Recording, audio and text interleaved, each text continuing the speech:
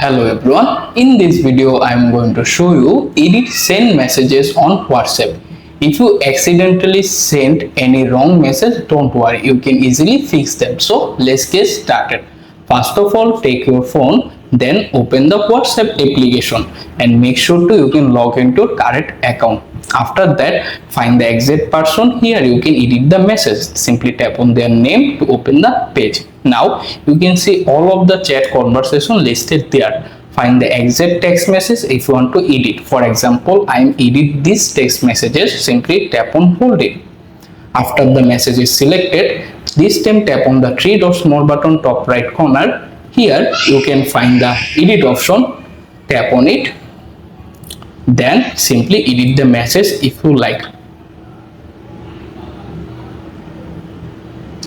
Once you are in the done, simply tap on the green check mark icon and you have successfully edited the send messages on your WhatsApp.